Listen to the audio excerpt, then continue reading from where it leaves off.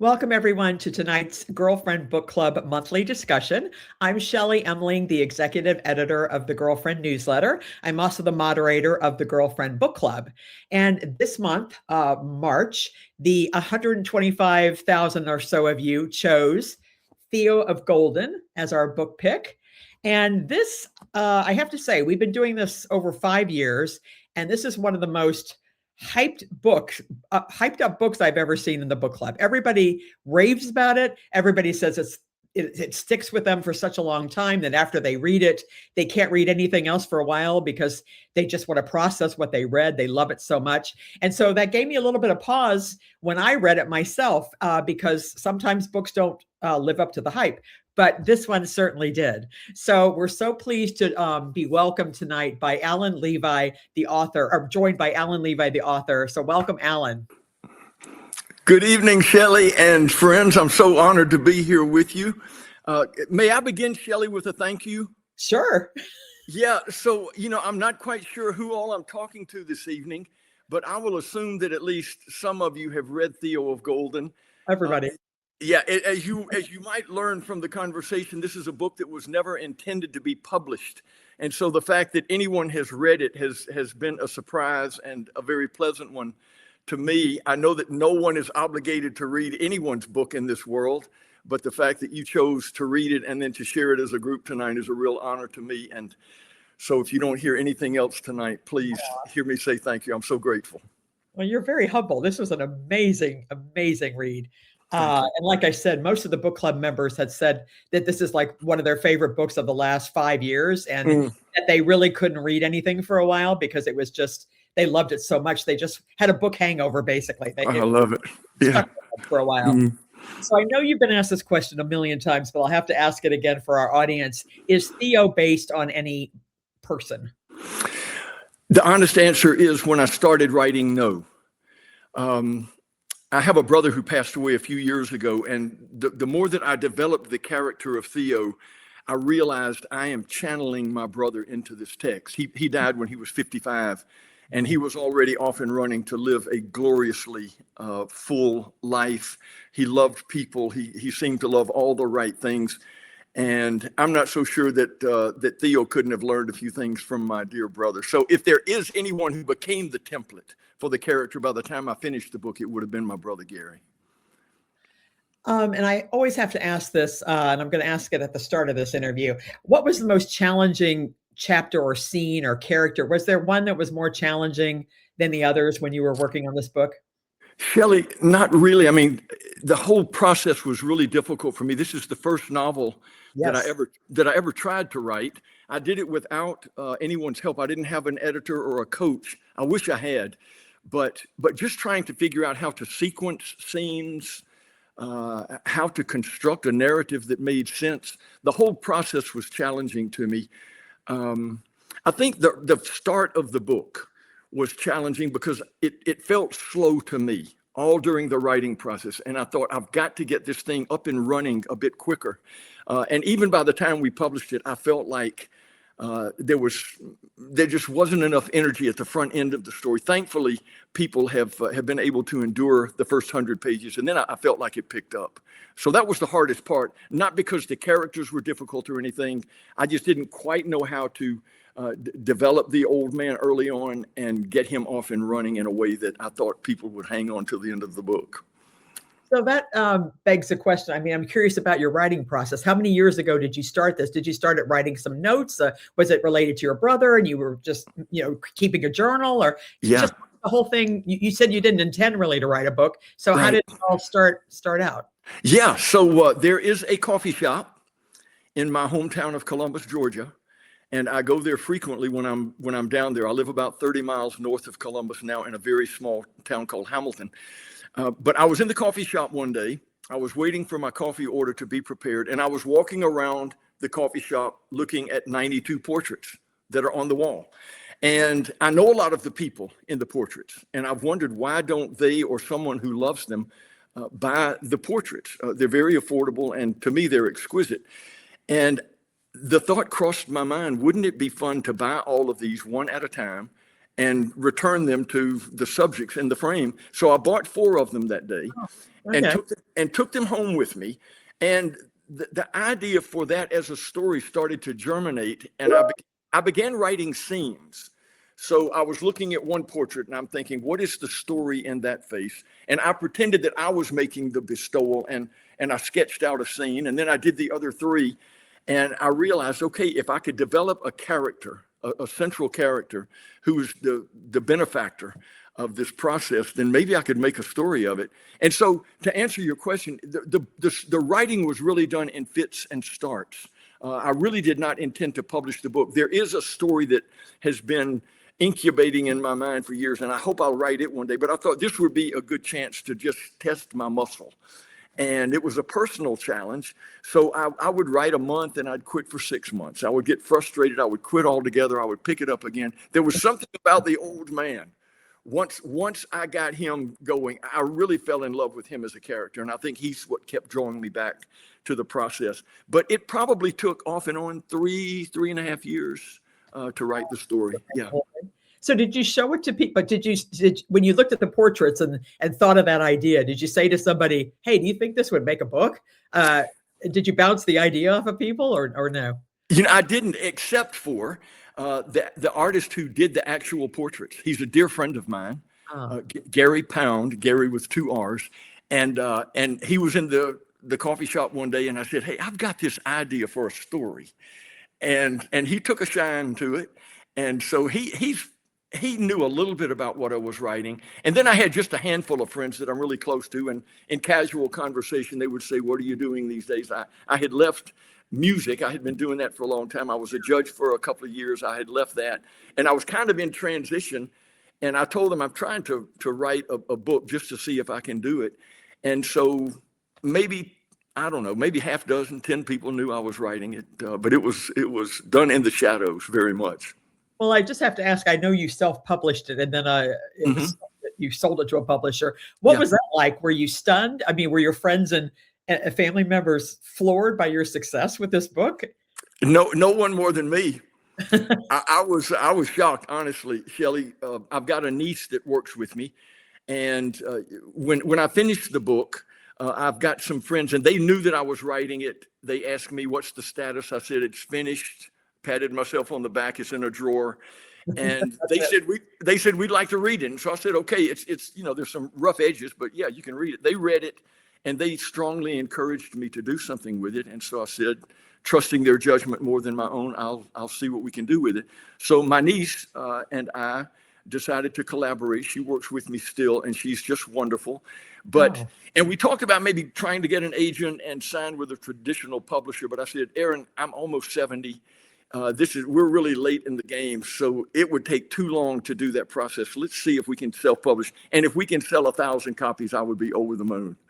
And so we started, with this really slow trajectory. It just kind of slowly kept going, and it kept going up.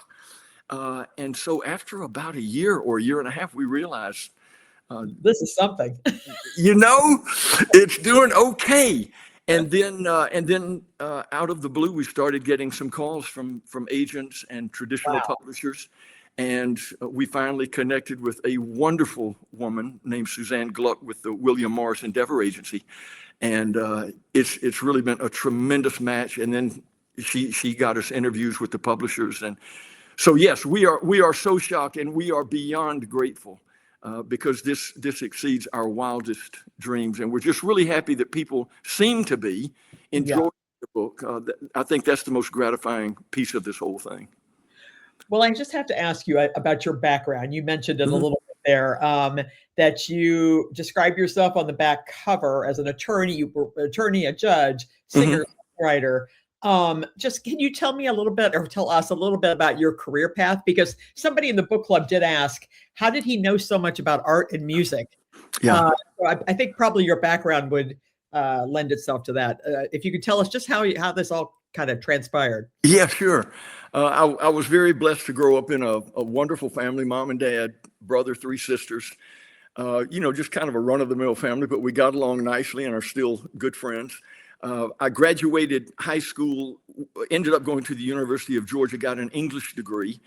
I was not a good student. I kept my grades up, but I was not a terribly good student. And I did not read, I didn't read nearly the material I should have. I wish that I had been a better student. But I got to law school, finished there, graduated in 1980. I worked very, very full time for 10 years. And I'm a never married guy, and I don't have children. So I could kind of think outside the box. After 10 years of law practice, I left and moved to Edinburgh, Scotland, and got a master's in Scottish fiction at the University of Edinburgh. I was there for 2 years. And then I came back home and did part-time law practice, 3, 4, 5 hours a day, and was developing music as, kind of a side hustle. And after doing both of those for 3 years or so, I left law practice to be a full-time singer-songwriter, thinking that I would go broke in a couple of years and have to go back to my old job. But it really worked out nicely.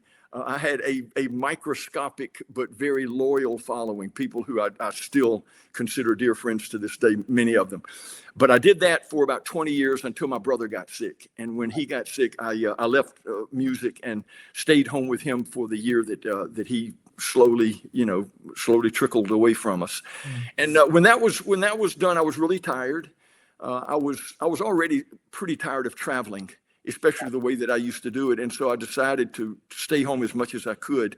And I was approached about running for a judgeship. It was just a 2-year unexpired term that I was running for. And so I thought, it might be an interesting thing to do. So I did that and loved it. If I had run again, it would have been a 4-year commitment, and I just didn't want to wear a wristwatch and a tie for 4 more years. I was used to being a self-employed musician. So I left the judge position, and that's when I was just not floundering at all. I have plenty to do, and I'm naturally curious. Yeah. So I had plenty to keep my calendar full, but that's when I started writing the book. And early on, I realized I really enjoy this. I don't know if I can do it, and I don't know if anyone would ever read whatever I write, but I really do enjoy this and felt like it was just in my bones. And so here we are. Well, I mean, you're inspiring. I interviewed, I don't know, a year and a half ago or so, Delia Owens, who wrote Where the Crawdads Sing, and that was her debut novel, right, which she wrote in her 60s. And of course, it became a big hit. And now here you are. So I think it's really inspiring to meet people like you that do something like this a little bit later in life. I love it, Yeah. It's amazing. Shelley, you also asked, my interest in music and art and those sorts of things. I think that just is the outgrowth of being a really curious person. I love to learn new things. I love to talk with people, especially one at a time, and go deep and hear stories. But I live in the country. I'm surrounded by natural beauty. I love to work outside. And so I'm really interested in the plant life around me, the birds. I do listen to all manner of music, not as much now as I used to. I read voraciously, and I have a huge envy of artists, people who can do with brush or pencil, pen and ink, whatever. And maybe if I live long enough, I will be able to learn some of that myself one day. Well, one of the book club members said, do you ever sit on a bench just pondering life and people watching like Theo? All the time. Yeah. If I go somewhere, that I know that seems to some people like it would be a really boring use of time, but I love to people watch. And that was one of the things I enjoyed about traveling when I was a musician, because most of my gigs meant that I had to go to the Atlanta airport and wait for a flight and then come home a day or two later. And I really enjoyed that part of the process and wrote lots and lots and lots of songs in the airport inspired by the people who were walking by. So the thought of sitting on a bench and either watching people or having a conversation or just thinking and taking life in, that's a really sweet thought to me. So a couple questions from the book club members. Will there be a movie or a series out of this book? Yeah, that's a good question, and I can't really answer because I don't know. I think there has been some interest shown. My niece and I are really just now getting our arms around the book world. Yeah, and I've been told that the film world is just so complex, but there's been a lot of interest. And I will say this, that when I was writing the book, I listened to soundtrack music nonstop. I have a playlist of about 300 or so songs, and it's all very lush, very melodic, a lot of strings. And there were lots of times that I was writing and music would play, and there would be this beautiful convergence of the scene and the sound of the music. And I don't cry easily, but when I cry, I'm unashamed about it. I cried a lot while I was writing the book, and Really? it was usually because of the music. I had it happen yesterday. I'm working on another book now, Well, and I was writing this. Yeah, and the scene and the music, just, it was the perfect marriage. And I was writing, and just I realized I'm an emotional slob at this moment, but all of that to say that the book did seem to unfold cinematically in my mind. I could very much envision the scenes and people sitting on a bench. I could picture the whole thing in that fashion, but whether it will ever come to fruition, who knows? So I bet you can imagine an actor playing Theo, right? You Kind don't of, know, I know. kind of, sort of. I get asked that, and I'm always embarrassed to even suggest one because it sounds way too grandiose. But I do very definitely have some facial features in mind, and I can envision. And really, it's not a particular actor, but there is a look that I think I would recognize, and probably a lot of us who read the book. There's probably a facial feature or just a countenance that seems like it would fit the character. And there's a real gentleness, a kindness, an attentiveness to it. So we'll see if that person's out there. So a lot of people talked about Ellen. Mm-hmm. And various people in the book club said, would you ever consider writing a short story about her and her daughter, or continuing their story somehow now? Oh, my goodness. Yeah. So for the last 2 years, I've been writing about Ellen. Really? And yeah, it will be called I will finish it. I'm committed to finishing the book, but I'm not satisfied yet with the story. I'm working on it, but it will be called Ellen of Golden, and it is a continuation of that story and some new angles. And she's got a really interesting story. She does, and it's been hard to wrestle to the mat. And it will have some rough edges just because of her background as a character. But I'm working really hard on it, and hopefully I'll get it over the finish line and then read it. And Shelley, I know you're a writer, and I know you write beautifully. One of the things that I like about your book on Catherine of Siena was your recognition that it is refreshing to read about characters, or real life people in your case, who have understood and embraced the virtue of loving others well, and realizing that is the path to true happiness, I think is how you said it. So this book is much the same. And my guess is that you write books hoping that it's not just a way to make a living, but a way to bless people and to really fill minds and cultivate the flourishing of our readers. And if I finish Ellen and am not satisfied that the book fits that description, I probably won't publish it. But I'm cautiously optimistic. Yeah. I'm cautiously optimistic that we will read Ellen together one day. Well, speaking of Ellen, so one of the women in the book club said, what informed your depiction of Ellen, as it was refreshing to see a dignified portrayal of an unhoused person. So nice to see that kind of portrayal, because you don't see that ever, basically. Right. Right. Thank you, first of all, for the question, whoever sent that. And thank you for recognizing her as a character with dignity, which is exactly what I think Theo would want us to take from every person that he encountered. But why did I choose Ellen or other characters in the story? I go to the coffee shop a lot, and many of the characters in the story would be maybe not recognizable as individuals, but all of the people that are in the book show up in some way or another on a typical day down around the coffee shop, including people like Ellen. And I think they're lovely, delightful people. They've got interesting, heartbreaking stories at times. But I did want the encounters that Theo had to represent a really broad cross-section of the community, because I felt like that really expanded him as a character.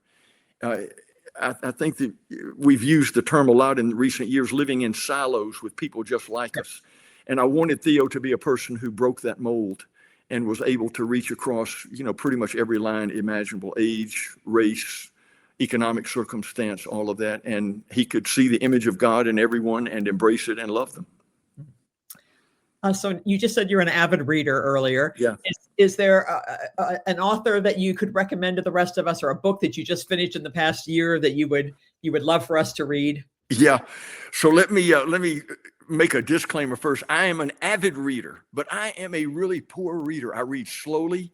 My retention is really awful, but I read all the time. For most of my adult life, I have not had a television. And in lieu of that, I have written songs and I've read books. And so I continue to usually have several going at the same time. I finished East of Eden this last week. Yes. I love John Steinbeck. I read my first Stephen King novel, 11/22/63, which I thought was brilliant. Yes. James by Percival Everett. Yes, that was a book. I interviewed him last year. Yeah, it was great. Right. What a great book. I'm a great fan of Mark Twain. And I don't think I'll ever read Huckleberry Finn the same again. Right. My favorite writer of all time, probably, I think I can say this honestly, is a Kentucky part-time farmer named Wendell Berry. He is a 90-something-year-old man. President Obama gave him a Medal for the Humanities in 2011, but he's very popular in the conservation movement. He lives in a very, very small community in Kentucky. He writes fiction, poetry, essays. He is a brilliant man and a beautiful writer. And I tend always to have something by him in the rotation. I really, really love Wendell Berry. Right. Yeah. Okay, so you already said that I was going to ask you what you're working on next, but you've already said you're working on another book, a feature Ellen. And is that wrapping up, or no? I wish. I wish. I'm probably into my third or fourth drafts of the book. Yeah. And I feel like I've got the bones in place, but now I've got to go back and put some clothes on the bones and tighten everything up. And at some point, I think, Shelley, this time around, I might get someone to help me, get an editor or a coach or someone who can take a little bit of the weight off of me, just because sequencing this story has been real difficult too. But hopefully, maybe by the end of the year, maybe before that, I'll have it done. Do you try to write a certain number of hours a day, or do you play it by ear every day when you get up in the morning? I'm really disciplined. Because of Theo, my time has really been, it's really been broken up lately. I don't want to use the word distractions, because they aren't distractions. They're all pleasures. But typically I get up early in the morning. I kind of start the day. I say my prayers. I drink my coffee, and I walk 400 yards down into the woods to a writing cabin. I don't take a phone with me, and I don't have internet down there. And so I will stay there usually from 6, 7, 8 in the morning till maybe 2 o'clock in the afternoon. Wow. And yeah, I'm really disciplined, but also because my process of writing is so inefficient, it takes me probably 3 times as long as it would take you or any other good writer to finish a manuscript. But I plug away. You're writing on a computer or longhand or type? I do it all longhand. Longhand. Okay. Yeah. I do it longhand, and then I type it up while I can still read my writing. Yeah. And then I do my edits in longhand on the printout. So I just wondered, when you finished Theo of Golden, like when you really finished it. Yeah. Was it emotional for you, or a little bit sad to let go of Theo in a way? I still love the old guy. He's still around me all the time. I think, though, to be honest, it was more of a relief. I was really tired, and I was frustrated because I had done the best I could, but I knew there were and are imperfections in the way that I told the story. But I had gotten it, as far down the road as I could, and I was just kind of glad to be shed of it. Yeah. And again, my expectations were really low. So when people started reading it, there were times that I thought to myself, maybe I should have kept it another month and tightened a few things up. But people have been really gracious and really kind in their assessment of it. No, I tell author friends of mine that spend years and years and years working over a book. It's like sometimes at some point you just have to let it go. You do. So, as somebody else asked, how did you choose the people that he gave the portraits to? Did you have this kind of worked out in your head at the start of the book, or did it kind of come to you as you were going through the book? How all the different characters were going to play out? Yeah, a little bit of both. Early in the process, I thought, okay, I can only have a certain number. There's 92 portraits. There can't be 92 bestowal moments. And so I was thinking, what kind of cross section do I want to have in the book? And at some point, I did list. I want a person this age, these features, this background, whatever. And as I wrote, there were some surprises and some things that bubbled up. But I kind of had an idea of who I wanted the characters to be. And I mean, I hope I chose the right ones, but of course, any of the 92 would have worked. Any of them would. So what do you hope people take away from this? Do you hope, I mean, I think it's the perfect book for this time in our lives in this world, just showing kindness. And did you know, well, I don't want to give a spoiler, but most everybody's read the book. Did you know what was going to happen at the end? I did. You did. Pretty early. I knew that. Yeah. I mean, the more I wrote, obviously things materialized and they kind of ballooned, but I knew what the denouement was going to be. I knew that's going to happen. And then I kind of had the other 2 chapters after it in mind. And then I was writing from the back of the book forward after I had that part figured out. But as far as what I'd like people to take from it, Shelley, I hope they enjoy the read. I mean, I think any good writer would want that for his or her readers. But to your point that we seem to be living in a pretty vitriolic time, a lot of people that I talk to, and I think I would number myself among them, are really frustrated about how do we react to the present moment in a way that's redemptive and life-giving and gracious. And one of the essays that I like so much about Wendell Berry is called Think Little. And by that, he doesn't mean don't think much. He means think small. Yes. And his premise is that typically when we have a big problem in our culture, we try to come up with a big solution. And he says, if we could think little and just bring the cumulative effect of everyone doing their little part well, then we will solve the big problem.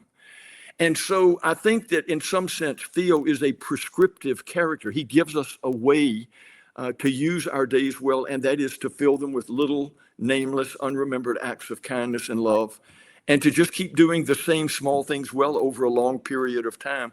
And I would hope that readers might be inspired to look at their own lives and say, I can do everything that this old man did. Maybe I can't afford to buy portraits or pay hospital bills, but I can sit on a bench. I can talk to someone unlike me. I can be kind. I can listen. Yeah. And I've gotten enough letters to suggest at least, some of the readers have been able to take that away from it. And I wrote the book not because I have arrived. I mean, it's very aspirational to me as well. I want to be like Theo, or be like my brother. But I think if we would all just kind of adopt that mindset, we might actually make a big difference. So do you find, since you finished the book, that you are doing that more and more? You said you bought 4 portraits when you were starting the book. I mean, do you find that you are kind of incorporating random acts of kindness into your daily life more and more? It almost sounds braggadocio to say that my life hasn't changed much in that regard. I'm more conscious of it, I think, but because of my faith, and because of the way that I look at life, I hope that has always been the way that I've lived it. Can I do better? Obviously, yes. But I mean, this morning I went and I read to the 2nd graders at a local elementary. I've been doing that for 25 years. I go to the high school here in my community 3 days a week to greet kids from 7 o'clock till about 8:15, just to say hello to them. And living in a small town and being a single guy, where one has to make an effort to engage with people and find things to do. I've always been on the prowl for things of that sort. And then, again, because of my faith as a Christian, I'm not supposed to let my left hand know what my right hand is doing. And so I wouldn't want to brag or say too much about the things that I do, but I love to give. And to your point about Catherine of Siena, she learned that loving people and living for something other than ourselves is the path to true happiness. And I think I discovered that a long time ago. I'm still learning how to put it into practice. And I'll bet that a lot of the people who read the book and enjoyed it because they saw themselves in that character and got some affirmation for that kind of life. And it sounds like you came from a very good family. I'll just say that. I got a great family. Yeah. And great friends. I grew up around good talkers, good storytellers, had good teachers. I'm just a very, very richly blessed man. And before I ask the final question, do you still not have a TV? Is that true? You don't have a TV now? My dad moved in with me. My dad's 98 years old now, and he moved in with me a couple of years ago. He has since moved to be closer to other members of the family, and he left a little small TV here, so I've got that. But in honesty, if anyone has a laptop, which I do, or a smartphone, we all have a television and a movie theater and a recording studio and all of those sorts of things. But I don't use it much. I really don't. I would much rather engage with words on a page than with a screen. This is a delightful screen, though. I love this one, Shelley. This is a great one. So finally, I always ask, and I think you probably answered this already, but when you're not reading, you're not writing, playing music, is there something kind of fun that you do with your friends when you want to let loose on a weekend or something? What do you love to do with your friends? Yeah, gosh, I love to talk. And it's not unusual to have friends come to where I live. And again, I'm 3 miles from my now hometown. It only has 1,800 people in it, so I really live in a small place. Everybody. Well, you know them by face anyway. You see them at the gas station and the sandwich shop, sort of thing. But I love to work outside. A lot of times I do that by myself. Today I spent the afternoon getting bluebird houses ready for the summertime. I've got lots of those around my farm, and so things of that sort. And it's always fun to have someone with me when I do things like that. But honestly, I mean, people would look at my life and say, God, that guy lives a pretty boring life. But to me, it is endlessly full of wonder, even if it just means walking through the woods with a friend or by myself. Again, having an inquisitive mind and a creative mind, I think makes life interesting with very little stimulation. Yeah. So before I let you go, do you have a library in your town? I just wanted to know. We do have a library, a wonderful library, and I wrote a lot of Theo of Golden there. I didn't have my writing cabinet at the time. And so I spent a lot of time at the local library, and we've got some really wonderful people that work there and love to serve the community. And I love to be surrounded by books. I will say this, I used to go into the library and go to my little cubby and work. But now that I have finished a piece of long fiction, when I walk into the library now, I am gobsmacked that there are so many people that have spent so many hours by themselves writing these books that are on the shelves, right? Yeah. Have they named us? One more question. Have they named a street after you in your town? Oh my God. Shelley, my guess is there are a lot of people in my town that don't even know I've written a book. Oh, seriously? Yeah, really. Our little community is really spread out.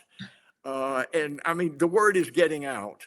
Yeah. But but there are a lot of people that, there's Mr. Levi. He read to me when I was in the second grade, kind of thing, But no, I don't think they'll name a street after me. But maybe a park bench. I don't know. Maybe a park bench. That would be better. Yeah. Well, thank you so much. You are a pleasure to talk to, I have to say. The book, of course, is Theo of Golden. I think everybody's read it, but if you haven't, buy a copy for a friend because it's just such an amazing read. And everybody, please stay on the book club page tonight because I'm going to be posting conversation starters so that you can talk about the book amongst yourselves. And again, thank you so much for your time. I am really thrilled that you did this, and you're such an inspiration to the rest of us. It's thank you. Unbelievable, really. It's my privilege. Thank you, Shelley. Yeah. So good night, everybody. Thank you so much. Good night.